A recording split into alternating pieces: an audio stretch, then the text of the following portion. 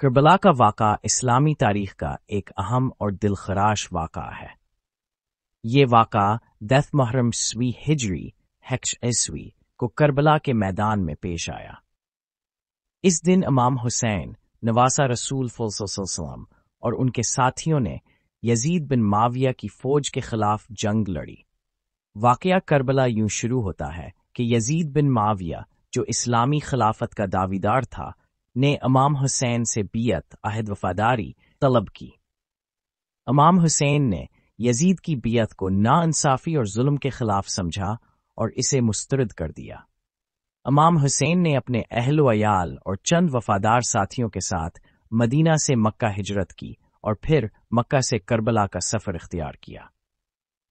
کربلا کے میدان میں یزید کے فوج نے امام حسین اور ان کے ساتھیوں کو گھیر لیا اور ان پر پانی بند کر دیا۔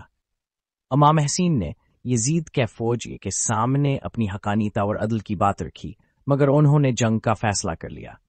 6 محرم کے دن امام حسین اور ان کے ساتھیوں نے حق و باطل کی اس جنگ میں شہادت پائی۔ امام حسین کی قربانی اور ان کے ساتھیوں کی ثابت قدمی نے اسلامی تاریخ میں حق و انصاف کی مثال قائم کی۔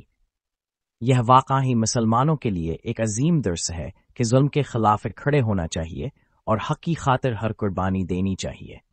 کربلا کا واقعہ مورکہ کربلا محرم الحرام ورسکیٹی ہجری 10 اکتوبر ایک سٹیپٹ ایٹ اسمال عیسوی کو ہوا تھا۔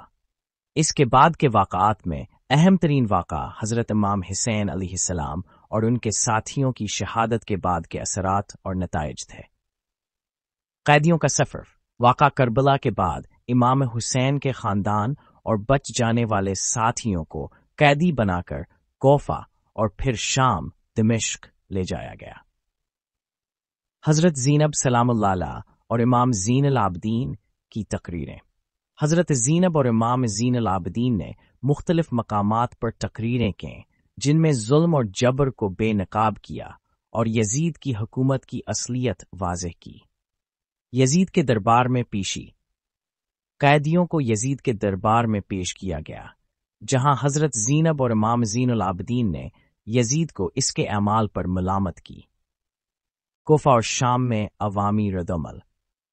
واقعہ کربلا کی خبر پھیلنے کے بعد کوفہ اور شام میں عوامی ردعمل ہوا اور لوگوں نے یزید کی حکومت کے خلاف غم و غصے کا اظہار کیا۔ واقعہ ہرا 63 ہجری میں مدینہ کے لوگوں نے یزید کے خلاف بغاوت کی، جسے واقعہ ہرا کے نام سے جانا جاتا ہے۔ اس واقعے میں یزید کی فوج نے مدینہ پر حملہ کیا اور کئی صحابہ اور اہل مدینہ کو قتل کیا۔ تاریخی اور مذہبی اثرات۔ واقعہ کربلا نے اسلامی تاریخ پر گہرے اثرات چھوڑے اور بعد میں اہل بیت علیہم السلام کی محبت اور یزید کی مخالفت کو لوگوں کے دلوں میں مضبوط کر دیا۔ یہ واقعات اسلامی تاریخ میں ایک اہم مقام رکھتے ہیں اور کربلا کے بعد کے حالات و واقعات کو سمجھنے کے لیے بنیادی حیثیت رکھتے ہیں۔